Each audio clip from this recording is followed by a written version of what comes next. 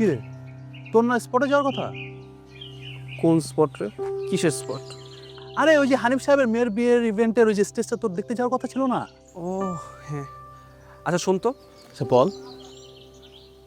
ওই যে ওই যে কি যে? ওই যে ওই দিন একটা মেয়ে আসলো, ওর নাম্বারটা কি তুই রাখছিলি? মেয়ের সাথে কথা বলছিলি তুই? তোর কাছে থাকবে না আমার কাছে থাকবে? বাই দ্য ওয়ে, কোন মেয়ে? আরে ওই মেয়েটা, ওই যে দিন অফিসে ওই টাইমে আসলো, পরে আমরা কথা বললাম একটা। ও আচ্ছা আচ্ছা আচ্ছা, ওই যে যাকে দেখে তুই আউলায় গেছিলি।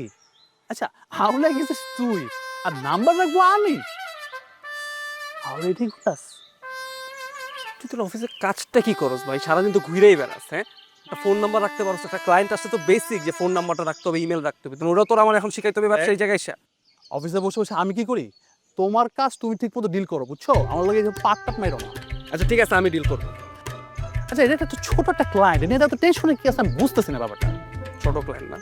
কিভাবে ছোট ক্লায়েন্ট? শোনো, কোনো কাজেই কোনো ক্লায়েন্ট ছোট বড় হয় না। শাহরুখ খান কি বলছে মনে নাই? কোই ধান্দা ছোটা ইয়া বাড়া নেই হতা। আর সে আমার কাছে অনেক ইম্পর্টেন্ট একটা ক্লায়েন্ট। তুই কি মামা আসলে প্রেমে পড়ে গিয়েছিস? ভালো তো লাগছে, কিন্তু ভালো লেগে আর কি হবে?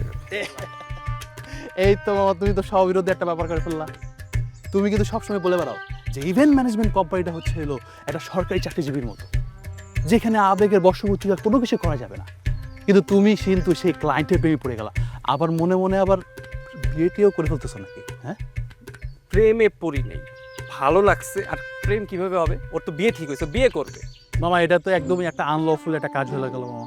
এটা তো একদমই চলবে না মামা, এক থেকে দূরে থাক। ঠিক আছে, আমি তাহলে যাই। হ্যাঁ হ্যাঁ, যা তাহলে ওই যে হানিফ সাহেবের কাছ থেকে নিয়ে অ্যাডভান্সটা নিয়ে আসবি মনে করে, ঠিক আছে? অ্যাডভান্সটা নিয়ে আসবি। আরও তো আজকে যে অন্যমনস্ক অবস্থা, মনে হয় না যে হানিফ সাহেবের কাছ থেকে টাকা আনতে পারবে, উল্টা নিজের পকেট থেকে কিছু দিয়ে আসবি। দাঁড় বেটা, সব মজা নিস না, ঠিক আছে? ওই কি হানিফ সাহেব না, ওনার মতো যদি টাকা আমার পকেটে থাকতো আমি কি তোর সাথে মিশতাম আর এই কাম করতাম? যা। খালি পাট মারে। এই শোন, কি?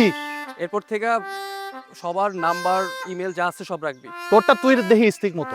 হ্যাঁ